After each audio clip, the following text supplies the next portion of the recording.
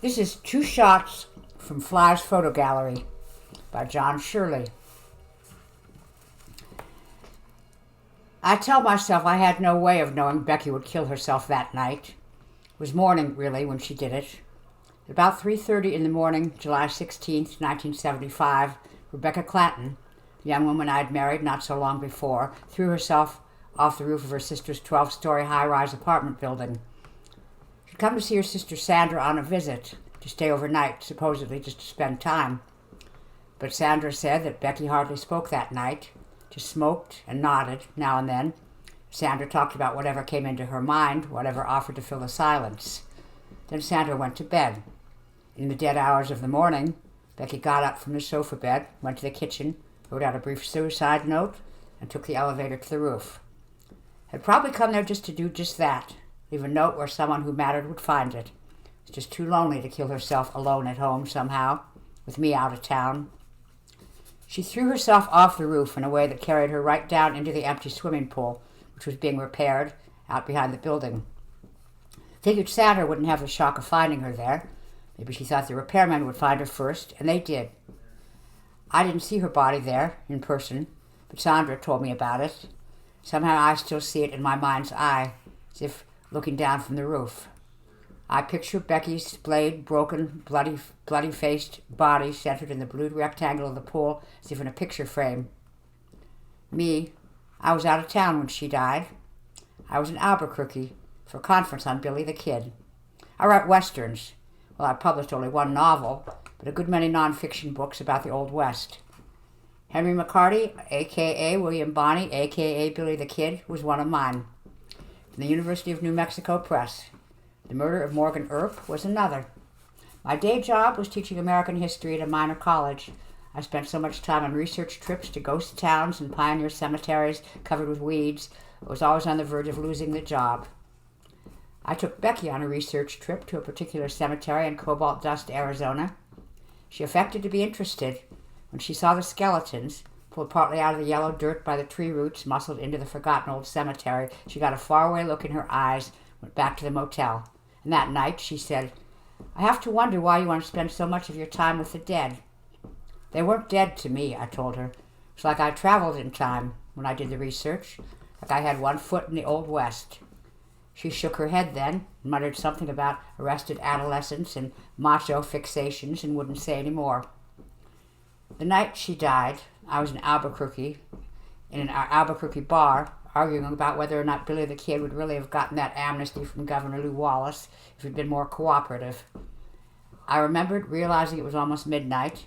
I'd promised to call Becky at her sister's that night. So I called, piling a double handful of quarters at the payphone, and her sister answered, her every syllable iced with passive-aggressive reproach. "She's gone to bed, naturally." "I see. Are you sure she's asleep, Sandra?" I got caught up in an academic discussion. Just then the noise level in the bar peaked. Someone giggled, and someone else dropped a glass, and everyone applauded as it broke.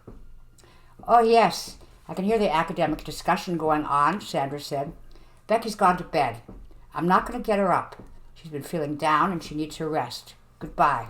And she hung up. She's been feeling down. She talked about suicide more than once. Becky was a pale woman with curly black hair, full lips, face that showed the angularity, a hint of the Native American plains of many from the Southwest. She'd grown up in Arizona. She had a wistful smile, an air of nonchalant resignation. She wore long, dark, old-fashioned dresses and black, spaggled old ladies' feathered hats she found in second-hand stores. I first found Becky in Bisbee, where her mother owned a souvenir shop for tourists hunting remnants of the Old West. She sat behind the counter, using the same resigned expression for attending to a customer as just staring out the dusty, fly-blown window. A small record player set up behind the cash register was playing "Oh Sweet Nothing" by the Velvet Underground, not very loud. It was only later that I learned the name of the song. "Afternoon," I said. "You're Miss Rebecca Clanton?" She nodded. "You're that guy from the university." "College, North San Diego College of the Humanities." "I got your postcard. Researching a book on the Clanton gang, you said." She shook her head apologetically. "I don't know anything about my ancestors. I meant to write you back about that. Sorry you made the trip to glorious Bisbee if you came to talk to me." She gave out with a wistful smile. Immediately I wanted to take her in my arms and comfort her, kiss those large, soft lips. Lots of times, people know more about their family than they realize, or they remember that an aunt has some old letters, or, "Could I take you to dinner and just see if anything comes to mind?" She looked at me doubtfully. "What's your name?" she asked. "It's Bill Washoe." "Lonesome Cowboy Bill." She smiled, sort of smiled. It was only later, too, that I found out that Lonesome Cowboy Bill was a song from the same Velvet Underground album. "Okay, Lonesome. Let's go as soon as I ring this lady up." I was right. There was Clanton history to be gleaned from Becky. It turned out that her great-grandmother had been shacked up with Billy Clanton, the same Billy Clanton, cowboy and sometimes rustler, who'd been shot to death, along with Frank and Tom McClory, by the Earps and Doc Holliday in a small vacant lot near the OK Corral on October 26, 1881. Ike Clanton's younger brother, old man Clanton's youngest kid, Billy had fallen for a mixed-race dance hall girl named Isabella Chavez, a girl who some called Issy, or Easy. She was said to be a quarter French, a quarter black, a quarter Indian, a quarter Chinese, but no one knew for sure. Billy had gotten Issy knocked up, and had promised he'd marry her, but hadn't made good on it. It was said that just before the gunfight, Ike had been trying to talk him out of the marriage, and they'd gotten on the wrong side of the Earp brothers in Tombstone. Billy had been shot down. Isabella had her child and had given the boy, William Jose, Billy Clanton's surname. The local registrar, some said in exchange for a sexual favor, had stretched a point and made the name official, though she'd never been married to Billy Clanton. That much I'd known. Consulting county records, I also learned that William Jose Clanton, semi-official Billy Clanton Jr., had married one Dolores Plainville, who'd borne a boy, James Isaac Clanton, who'd married Rebecca's mother, Luella. Rebecca revealed that William Clanton II had deserted Dolores early on, and Jimmy Ike, as Becky's dad had been called, had deserted Becky and her mom when she was 3. "We don't have any papers going all the way back to Billy," said Becky over a steak salad, which was the only kind of salad they had in that Bisbee restaurant. The Happy Widow, the restaurant was called. She picked at the lettuce around the beef, leaving the meat alone on her plate when she'd done. "So a lot of these gunfighter history guys, they don't take my family name too seriously. Mom tried to get them interested so we could sell some stuff. She got an old pistol and said it was Billy's. She actually bought it in a pawn shop." "You think your mom would talk to me?" "If you can get out of the bars long enough and offer her money. But she'll just make stuff up. I'm pretty sure the Clanton thing is real, though. I look at a picture of him, of Billy Clanton, and he looks like us. And he was shot down. It's almost like saying he was in my family. We're all shot down one way or another. Not always by guns. He was shot down young. My granddad ran off to avoid the draft, maybe to get away from the family. He was killed when they tried to arrest him. And my dad, we haven't heard from him since he left. Heard he's in prison over in Texas. He just run off and get shot or put in jail somewhere." "Do they? You've had some bad luck with your family. Maybe you should make another one." I felt my face redden when I said that. Blurted, stupid, clumsy thing to say. Just came out. But understand, I'm not a good-looking guy. I'm shaped like a salt shaker. I'm short. I've got a bald spot. Nose like a tuber. Not a lot of experience. I've been thinking about going to bed with her since I saw her sitting behind the counter, gazing sadly out the dirty window. She gave her almost smile, then, and looked at me with something close to real interest. Finally she said, "My sister's the one who's done the best. She got out of Bisbee. She's in San Diego. She teaches school." "San Diego? I know. That's where you're from." "Well, she got divorced, but she's dating a guy. And she likes teaching, I guess. Do you like rock music?" I pretended to be a lot more interested in rock music than I was and expressed a liking for Janis Joplin. "There's a concert up in Phoenix I'd like to go this weekend," she said, with a somewhat theatrical wistfulness. "The Cactus Ridge Festival. Can't really afford to get there and back." "In fact," I lied without hesitation, "I'm planning to go to the same concert. So, I remember walking in the desert dusk, hand in hand with Becky. It was yet another cemetery. This one she didn't mind. It was Boot Hill in Tombstone, Arizona, carefully preserved. The town lived on entirely through tourism. At this hour, the wooden tombstones were darkened to silhouettes. It seemed like something grown from the sandy dun earth like the cacti, the small twisted desert trees. We saw Les Moore's grave, no less, no more. We had to look close in the fading light to see the grave marker of Billy Clanton, murdered in the streets of Tombstone. I brought her to get a Kodak of her with the market of her ancestor for inclusion in my book, because I thought it was my best shot for getting her into bed. She'd been pretty warm during the concert, and afterwards she squeezed my hand before rushing into the house. The trip to Arizona meant 2 rooms in the motel. The rest of the time we were together, and now, gazing down at Billy's grave, she let me take her hand and keep holding it. She seemed almost happy. Its constant references to her ancestor, her martyred ancestor, in the view of anti-Earp historians, Tombstone made her feel important. When I introduced her as Billy's great-granddaughter, much was made of her. She was interviewed and photographed for the local paper. "It's funny," she said, gazing down at the grave. A prickly pear cactus, beginning to bud, was sprouting from the spot corresponding to Billy Clanton's heart. "I feel almost happy, because I'm part of a famous tragedy." Some say it was a tragedy. Some say it was Earp and Holiday heroics. I can't go with heroics. If Billy had lived, he might have married Isabella, and then maybe things would have been better in my family. That planted the seed of what was to come.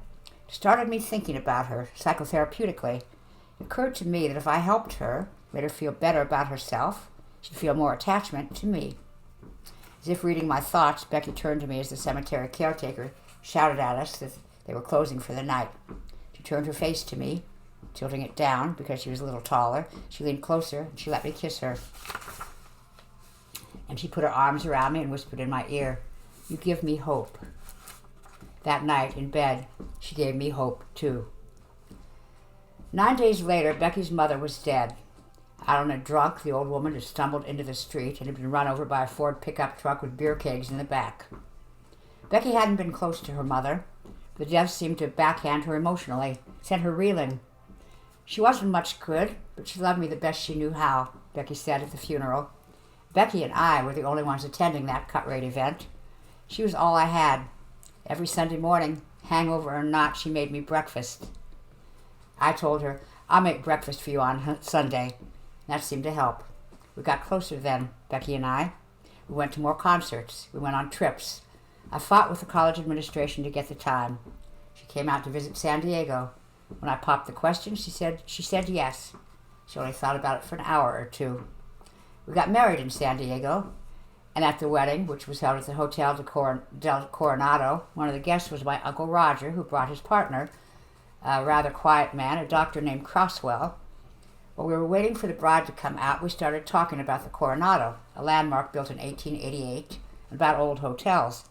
I said how visiting old places for me could feel like time travel. The doctor stared at me and asked rather suspiciously what had prompted the remark. Roger looked at him and said, "He doesn't know about Collier. Almost no one does. Forget it." But when my uncle wandered off to get a drink, I pressed Croswell. My journalistic instinct piqued. He muttered something rather grumpily about having a transcription of certain tape recordings by Richard Collier, who'd stayed at this hotel, and allegations of Collier's experiments in time travel, references to Collier's obsession with one Elise McKenna. Then out came Becky in her wedding dress, really smiling for once, and drove away all thoughts of my being anywhere, anytime, but right there. We were happy for as long as Becky was capable of being happy, which was a week or so, and then we were happy sporadically for a time, and then only I was happy. After a while, when I realized I was alone in that gladness, neither of us were. It all came down to the implicit tragedy of Becky's life, of life itself in Becky's view. If we went on a walk, Becky was sure to notice a dead bird in the gutter. If we went to the beach, she saw the trash on the sand and a bird pecking out the eyes of a dead fish. Didn't seem to notice anything else. If we went to Disneyland, she pointed out the wasteland of parking lot and the high prices and the long lines. She speculated on the exhaustion and resentment of the people dressed as Goofy and Mickey.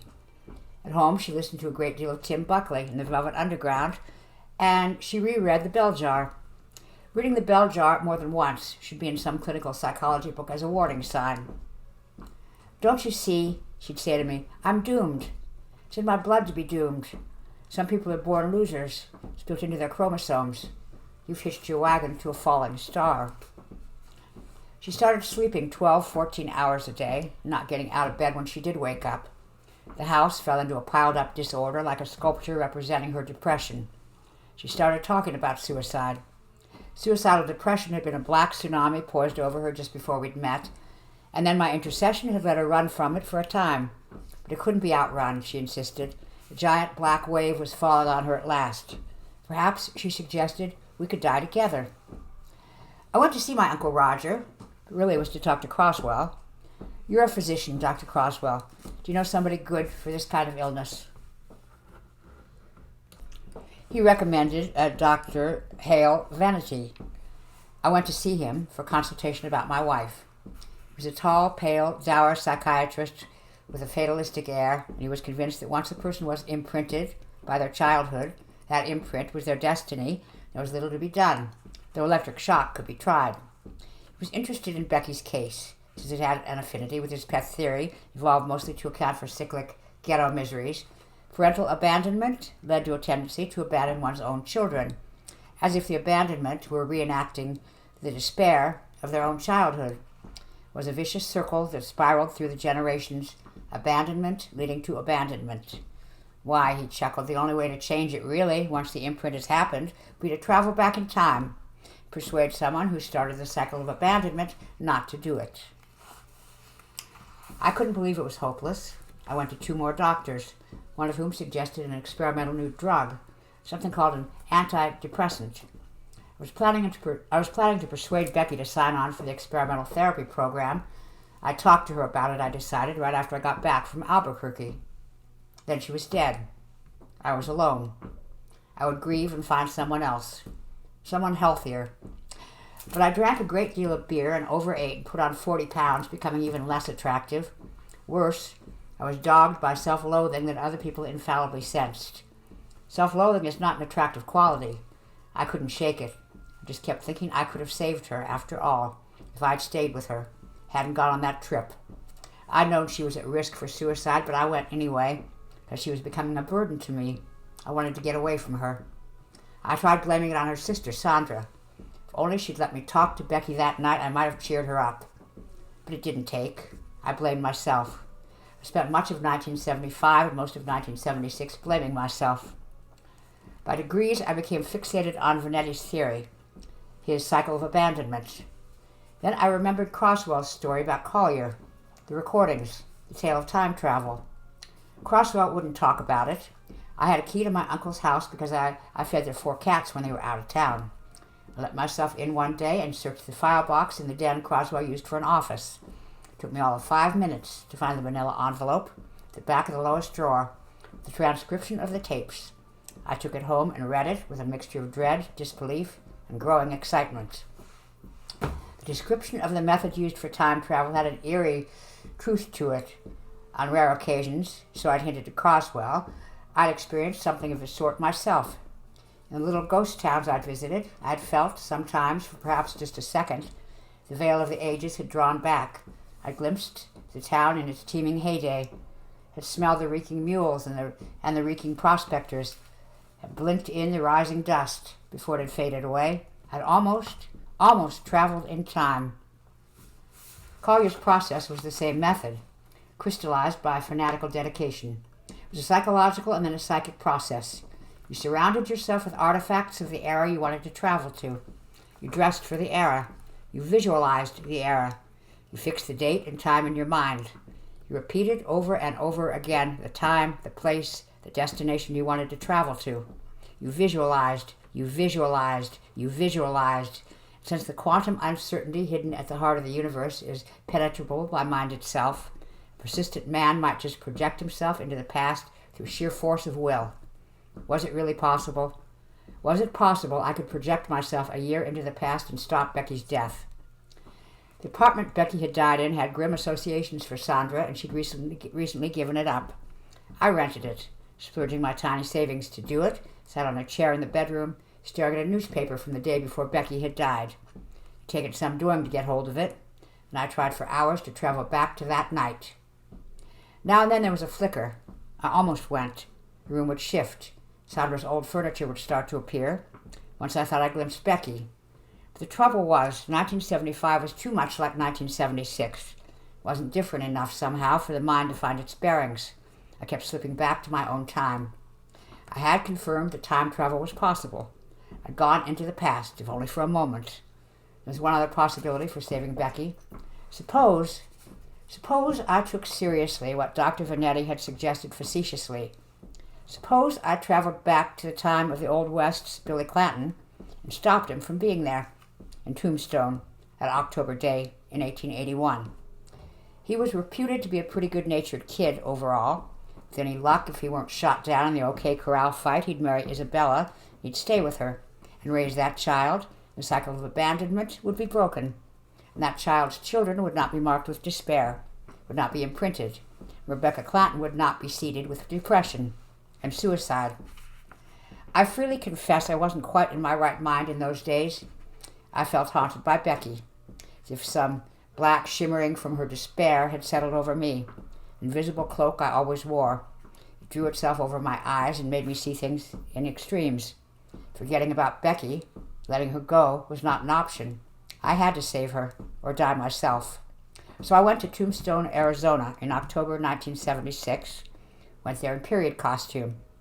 It isn't strange to dress in the manner of the 1880s there. No one even stared at my frock coat, the watch and chain in my waistcoat, the silk top, hat. I rented a room in a bed and breakfast, a tourist-outfitted building that had existed in 1881, retreated to a room already furnished with the right antiques. My pockets were heavy with silver dollars wrapped in outdated paper money. I'd sold my car to get enough money to buy the antique funds for my numismatist. I even had a small pistol, circa 1879, hidden in my coat. I decided I should try to go right to the morning of the day the gunfight happened, so that there were fewer variables to deal with, because, since I was a historian of the Old West, that day was already firmly fixed in my mind. I'd visited it many times in my imagination, reading and rereading accounts of the gunfight and the events leading up to it. I had the edge, a jump on visiting Tombstone, Arizona, October 26, 1881. I set up my own tape recorder and recorded the words over and over again. October 26, 1881.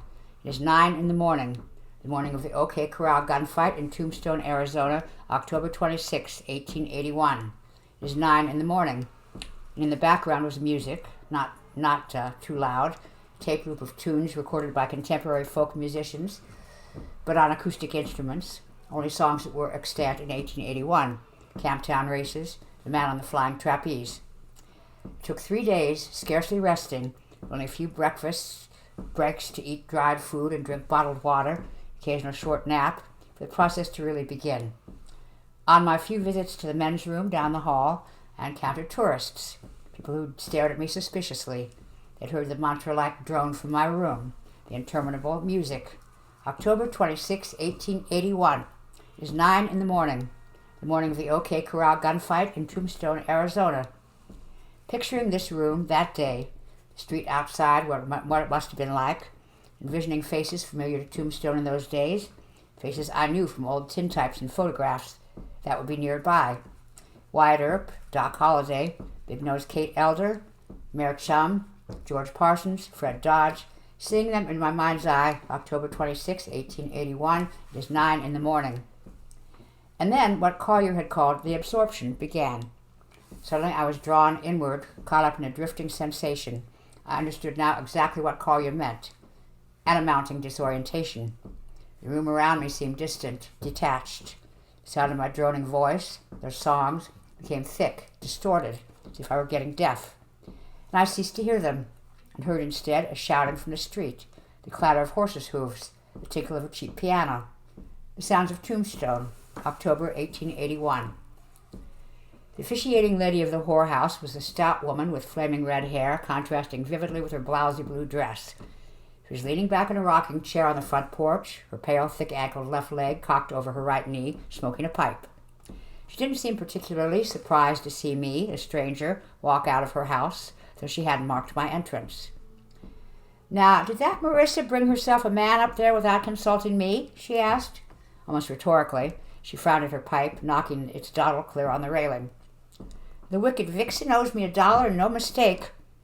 "Here's your $1, ma'am, and good day to you," I said, my voice trembling as I laid the worn silver dollar on the porch railing beside her. She chuckled and went back to singing wordlessly to herself. I stepped out into the October morning, into the smell of sage and horse dung and leather. Believe, I told myself, feeling dreamlike as I stepped off 5th Street and onto Allen in the Tombstone, Arizona of October 1881. Believe.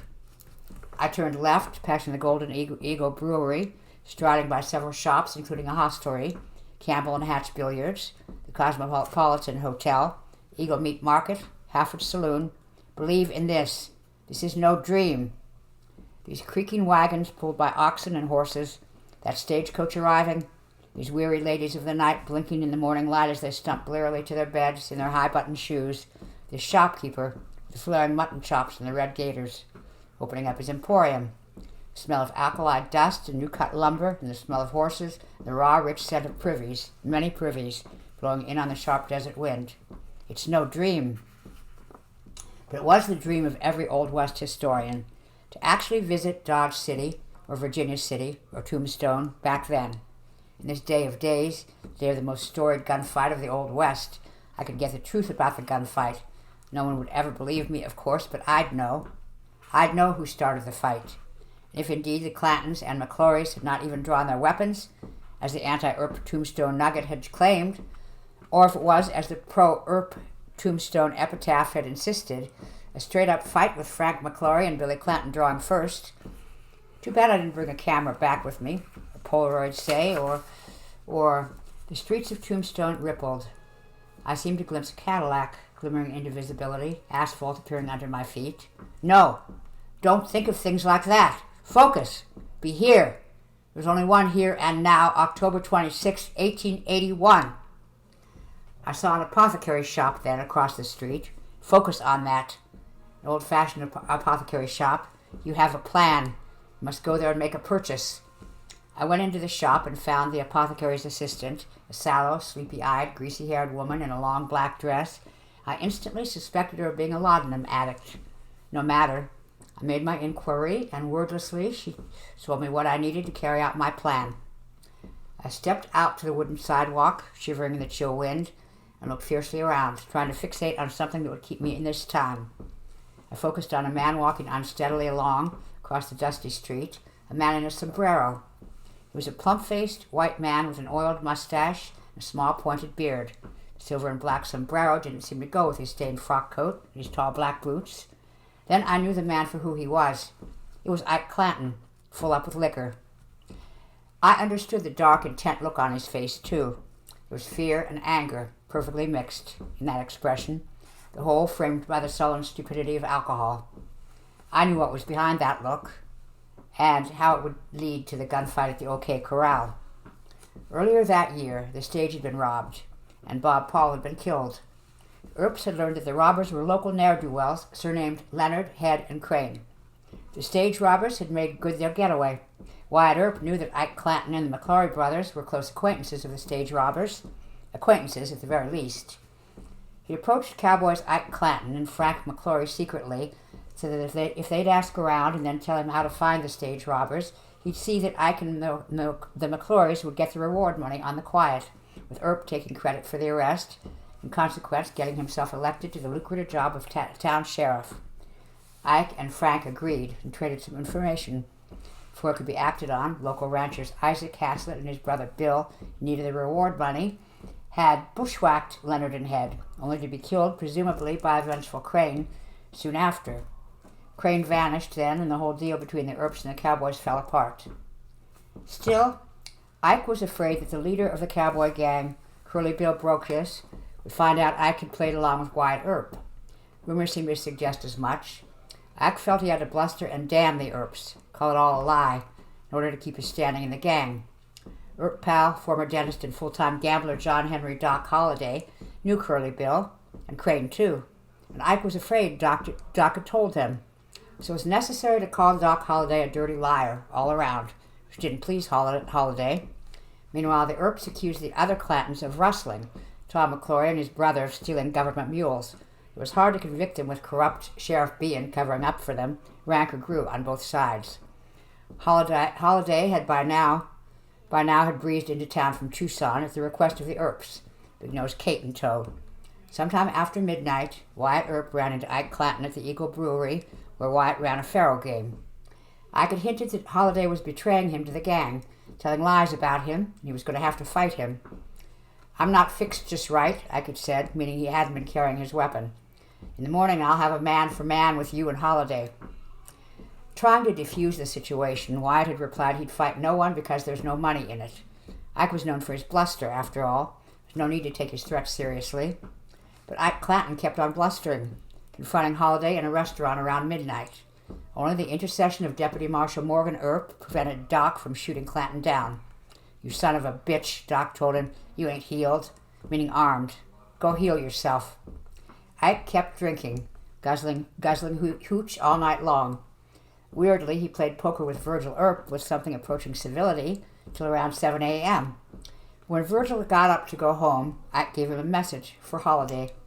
"Damn son of a bitch has got to fight." An hour later, Ike told the bartender at the Oriental that if the Earps and Holiday showed on the street, the ball would open and they would have to fight. Having stayed up all night drinking, Ike judiciously went on drinking, going from bar to bar, uttering threats, stoking the fires with his cronies where he could. And it was still morning when I found him, staring at Ike Clanton in the drunk and belligerent flesh, fixed me firmly in October 26, 1881. Ike glowered at me and swaggered unsteadily off down the wooden sidewalk. I followed him, hoping he'd bring me to his brother Billy. A block down, Ike slipped into the Grand Hotel where he kept a room, to catch a little fitful sleep perhaps, not knowing where else to go, and knowing that Ike would eventually meet up with his brother Billy, for they were both there at the OK Corral gunfight. Went into a cafe next door to Dexter Livery and Feed, across from the hotel, to keep an eye out for Ike's emergence.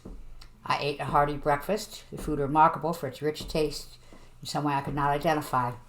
I overtipped the owner so there'd be no complaint if I was there for some time, telling the man with a handlebar mustache I might have to wait for some hours, watching the street, as a friend was coming on a mule all the way from San Simon. Looking over the silver dollars, he winked and said I was to make myself comfortable. I tried to remember where Billy Clanton had first been seen. After he'd ridden into town that day, I was overwhelmed by all that had happened. All that I was seeing and the information would not come into my recollection. So I sat at the window, drinking coffee, if I'd never tasted coffee before, and watched the street. The dour shopkeepers and ladies in their stately dresses, silver miners on a day off, cowboys riding from outlying ranches. I sat there glorying in it all, fascinated with the town's quality of newness, of enterprising energy. About half an hour before noon, his eyes red, his face pale, Ike emerged from the Grand Hotel, swaying, now carrying a Winchester rifle, pistol on his hip. He wandered down the street, seeming to have no definite destination, and I followed. Was unsurprised when he went into a saloon. I stepped over a sleeping drunk, the man's urine soaking the sawdust, coating the floor for just such eventualities, posted myself at the bar, the other end from Ike, hoping to see Billy Clanton arrive. Perhaps I should ask around town for him. Head him off before he found Ike. But if I missed him... Meanwhile, Ike was muttering threats to anyone who'd listen and knocking back whiskey. Round noon, I looked at my goose-egg watch and knew that about now Marshal Virgil Earp was being awakened by Deputy Marshal Andy Bronk after too little sleep. "There's likely to be hell, Virgil," Bronk would tell him.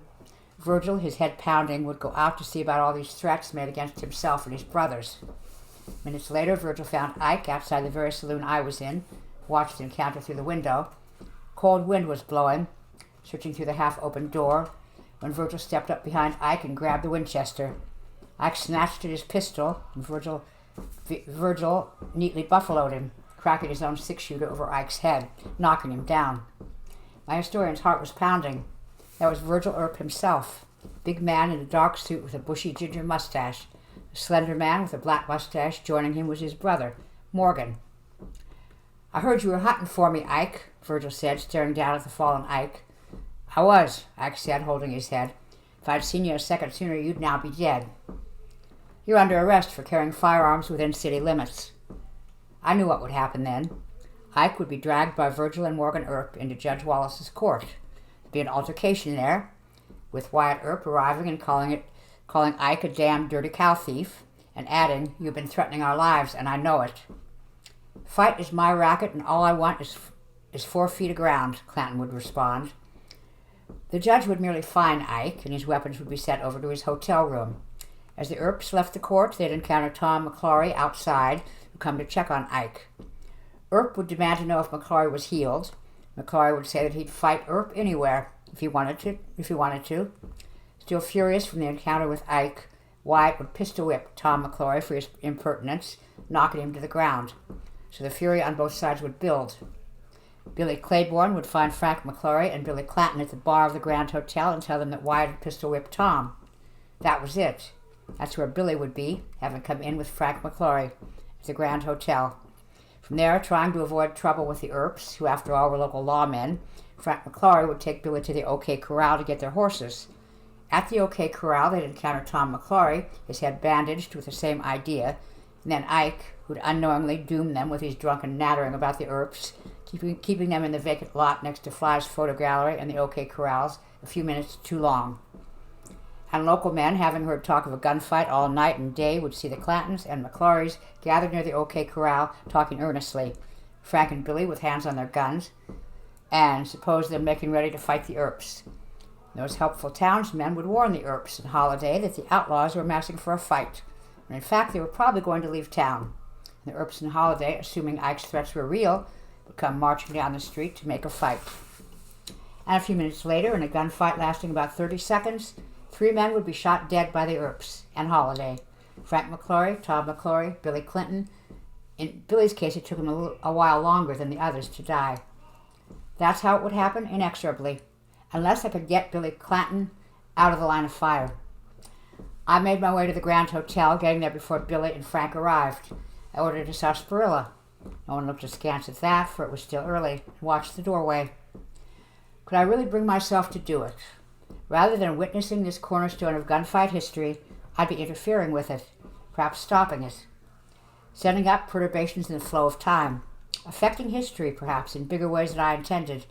For all I knew, Billy Clanton, if he lived, might get it into his head to assassinate a president someday. Unlikely. These were minor players on the stage of history. No great large-scale change would come about. But the urge to witness the gunfight was strong. Perhaps I could witness it as it had been known to happen, and then come back again and change it next time. Perhaps. But here was Billy Clanton, walking through the door, coming into the room with me. I knew him instantly. I saw echoes of my Becky in his face. I could not let him be shot down. I could not forget my mission to save Becky. It was a living reminder of my purpose. Both men were dressed in suits for a visit to town. Frank's a bit too small for him. Billy's a tad too large. Billy was but 19 years old. Fresh-faced boy, smiling, glad to be in town. The smile would fade when Claiborne came in with news of Wyatt Earp's pistol whipping of Tom. I had to intercept Billy quickly, telling him that I was a friend of his brother Ike, and Ike was out in the alley with urgent news, wanting to see him alone. I'd take him out there and bring out the ether I'd bought at the apothecary's. I'd grab him from behind, dose him before he knew what was up, drag him somewhere and keep him safe there. Maybe the gunfight would go on without him, maybe not, but he would be safe. I strode over to him. Frank, a dark, bearded man, Billy, a hulking, fresh-faced youth, taking off his Stetson, wiping dust from his eyes. "Blowing out there, mister. Say, do I know you?"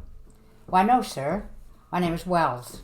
I've lately become a business partner with your older brother, Mr. Isaac Clanton, and he waits without. He has information he would impart to you and only to you." "I can me have no secrets, mister," McClory rumbled. "Well, sir, he was hoping you would watch the front door, for the Earps are coming." "Are they now?" "I'm to watch for them." "So be it. Keep your hand on your Colt, Billy. You don't know this man." Billy shrugged and gestured for me to lead the way. My heart hammering, one hand going into my pocket for the bottle of ether, led the way out the back into the dirt alleyway. Billy came out alone with me and stared at the man waiting there. We both stared at him. I was more shocked by the man's presence than Billy was. It was myself, dressed just as I was. The only difference was this version of me, Bill Washoe, had not shaved in a day or two, and his hair looked lank. "What the blue blazes have we got here?" Billy said. "Your twin. I never saw 2 men more alike. Where's my own brother? What's afoot?" His hand went to his gun. "Ike will meet you at the OK Corral," said the other unshaven Bill Washoe. "There's been a change my twin here didn't know about. You'll talk with Ike there. It's an emergency. You boys are in danger." Billy backed away from us, not wanting to turn his back till he had to. Then he hustled through the door. "Frank," he shouted as he went in, "we've got to go to the OK Corral." I was too busy staring at myself, this other version of myself, too busy trying to cope to interfere with Billy. Finally, I managed, what? I'm you, I said, stating the obvious with an apologetic shrug. From a little bit in your future. Your future's a little later than the Bill Washoe of 1976 that you were when you came here. I tried to get here earlier in the day, but somehow I was drawn here, and now, probably by you, some kind of psychic magnetism between us. You reached some kind of peak intensity here when you interfered with Billy. This is the point where you started changing events. Bill Washoe of 1976. The wooden walls of the building around us wavered and began to seem distant. The sounds from the street became murky, distorted. Don't, I said. I am here. Here in October 26, 1881. I looked down the alley to the side street and saw a buggy going by with a lady in a bustle sitting up very straight in it. Buggy whip in hand. 1881. Renewed by my focus on that distinct feature of the time, the alley reified, became more definite. Later he made a suggestion. There's a secret call you didn't know for staying in the past. Pain. He, the other I, raised his hand and I saw he had a badge in it, an antique U.S. Marshal's badge from this era. He held it so tightly that it bloodied his hand. He squeezed it there again so that fresh blood dripped. Once you're in the past, pain fixes you there, if you sustain it. He tossed me a similar badge. I caught it. Squeeze it till it hurts. Cut your hand. That'll keep you as I tell you what I must. I squeezed it till the pain came, and he went on. Billy stayed with Isabella because of what I did, what you want to do. Her son stayed with his wife, and so on. And Becky's father stayed with the family. That much you accomplished. Some behavior is imprinted, some is inherited, like the tendency to cruelty. It can be carried on both by imprinting and genes. Billy abused Isabella, and the boy abused his wife and child, and Becky's father carried it even farther. Blood was dripping from my hand. 1881 stayed firmly in place, stuck on the thorn of my pain and my growing fear. He raped Becky. The two of me said it together. As I realized and he simply explained, he spoke on alone. When you got back from Tombstone, it was hard to find Becky. I established that she hadn't committed suicide, but where was she? We were no longer married. She was out there alive somewhere. I found her in Phoenix. Found her by harassing her sister till she told me what had happened to her. Sandra got away from the family before the father returned from jail. Seems Becky's dad made her his little sex slave. Eventually she ran away, only to become a junkie. To pay for the heroin, she fell into prostitution.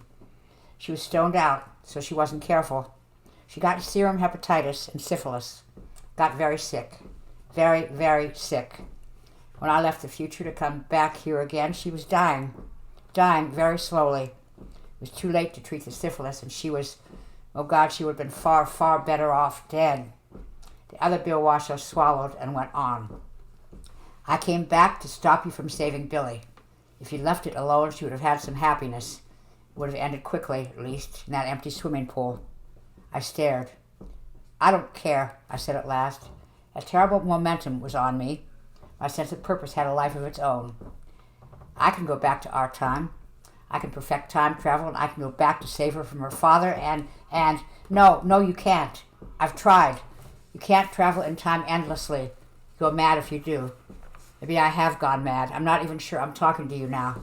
You seem real enough. I seem real enough. I shook my head emphatically. I'm not going to lose my focus. I'm going after Billy, and I'm going to save him. Stop him from the OK Corral fight. Then I'll do something about her father. I'll save her from that life, too. I'm going after Billy now. Don't try to stop me. I started for the OK Corral. No! The other, later Bill Washoe, stepped in front of me. He was reaching for his pistol. I drew mine first. I outdrew myself. I think he had been drinking. After I shot him down, shooting myself down felt kind of good, really. The other Bill Washoe lay there in a pool of blood. I was aware of the portly aproned bartender coming to the door behind me, staring. The dying man looked up at me and said hoarsely, "You slowed Billy down already. You trying to stop him from before. Time has an inertia. It's psychic, what we do. Our minds will, and you will, you must." He didn't finish saying it. His eyes went glassy, and he let out a final breath and died.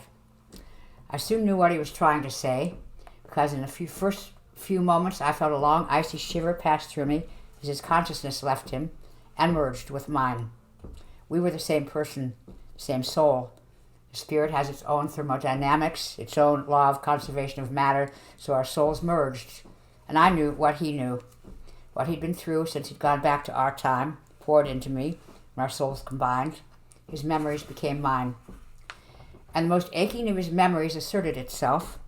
Rebecca Clanton, lying in the hospital bed, covered in sores, foaming at the mouth, her face the color of rancid butter, her wrists raw in the restraints, as the droning doctor explained that it was too late for her, too late.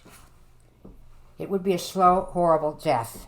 A murder, really, by her father, by extension, maybe by me. Maybe I'd murdered her with my interference.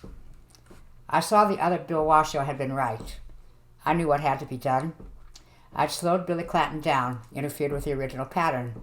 Things would be a little different. He would be a little later getting to the OK Corral, even more on his guard now. Maybe he wouldn't die in the gunfight. I ignored the shouting bartender and I ran to the OK Corral. The OK Corral was actually a long strip of land between Allen and Fremont Streets. I ran through the corral, past horses and water troughs, climbed the fence, coming to the narrow strip alley behind Camillus Fly's photo gallery, small building that stood behind Camillus Fly's boarding house. I still had my gun in my hand. I saw the two parties lined up in the 18-foot-wide lot, with Tom McClory to one side, standing behind a horse, his hand on a Winchester in its saddle scabbard. Doc Holliday, a small ash-blond man with a black mustache, bringing a shotgun from under his gray cloak. Beside him were Virgil Morgan, and there was Wyatt, with a droopy sandy mustache, tall, almost skinny man in a long black coat and wide-brimmed black hat. He was just pulling a pistol from his coat as Billy Clanton, now standing where I thought he'd be, historically, now half hidden behind a post, drew his pistol and fired, at the same time as Earp. Earp fired at Frank McClory, hitting him in the stomach. McClory already had his gun out, while Ike Clanton shrieked that this must stop, and he tried to grab Wyatt Earp's gun hand, saying he was not armed himself, and Earp shouted, "The fight has commenced. Go to fighting or get away," and shoved him so that Ike turned and stumbled into Fly's boarding house as the wounded McClory shot Virgil in the leg, knocking him down, and Doc fired at Tom McClory with a shotgun before Tom could get his Winchester free, hitting him twice, then dropping the shotgun to pull a silvery pistol which he fired at Billy. But the bullet hit the post, and Billy wasn't hit yet. My interference had been just enough. He was going to get away. He was turning sideways, and he was aiming carefully at Wyatt Earp. Firing from the corner of Fly's photo gallery, out of sight of the Earps and everyone else, I shot Billy Clanton twice. I shot the son of a bitch down myself, saw him spin and fall. Then I drew back under cover and let go of the bloody badge, and as the pain ebbed, I thought about 1976. I thought about disco and hollow-eyed Vietnam vets. The last of the shooting died away. Billy was lying on the ground, screaming in pain. His voice became distant, distorted. The wall beside me wavered, and became solid again, and it stayed that way. I looked around and realized I was going to stay in this time. Pain and time and my interference, and this intertwining with this time perhaps had fixed me here. There was shouting from the lot beside Fly's boarding house. Someone was saying, "Was there shots? 2 from back there?" I turned and stumbled away, around the corner, through the corral, between buildings almost blindly, till I found myself approaching a group of men behind the bar where I'd shot myself dead. I expected to find them marveling at the bartender's story, how a man had shot his twin and the twin had vanished, for surely the body would not remain in this time. But there it was. 6 men turned to stare at me, and the portly bartender pointed. "Why, it's the killer himself. Look at his face and the man dead before you. He's a spitting image. He's killed his own twin brother. They even wear the same clothing." Guns were pointed at me, and then, numbly, I dropped my own. Now I sit in this territorial jail, awaiting execution. The gallows has long been built. I watched from my jail cell window as they used it for a couple of renegade Apaches just last week. I've asked for this sheaf of paper, this pen, so that I may write this account, to seal in an envelope and give to the exasperated man appointed as my lawyer. I wish I had the clip from the Nugget to include, but it exists in my own time. Old West historians routinely read the pioneer newspapers. I remember once in my time, reading in the Nugget, with some amusement, about the man who killed his own twin in Tombstone. How the man would say only, "Is it a murder for a man to kill himself?" I cannot explain, gentlemen. You would not understand. I said the same yesterday. Never remembered the article till I spoke those words. The story about twin murdering twin had been buried in all the excitement about the OK Corral fight, scarcely noted. I'd assumed the article a fabrication, not uncommon in frontier newspapers, in an effort to amuse the public, especially when it was revealed that neither man had identity papers and the surviving man would not reveal his name. Surely it was a story someone had made up. I chuckled then, and I laugh sadly now, thinking about it. I will ask my lawyer to send this to a certain library archive in San Diego, where exists even in this time the envelope addressed to Dr. Croswell, who does not yet exist, in the hopes it may find its way to him someday. Someone should know what I shared and didn't share with Richard Collier, not just time travel, but love lost. Perhaps there's an afterlife. Perhaps I'll meet Becky there, her burden lifted at last. The only thing certain, though, is that at dawn they will hang me for murdering myself. I might have made up a story about my psychotic twin and shooting him in self-defense to save my life. A gun was found on him after all, but I didn't have the heart for it. You see, Bill Washoe was an arrogant man who did too little for the woman he loved when she was alive, who did all the wrong things once she was gone. I was glad to shoot Bill Washoe dead. It would be a good thing when he has been marched to the gallows and hung, for he deserved it.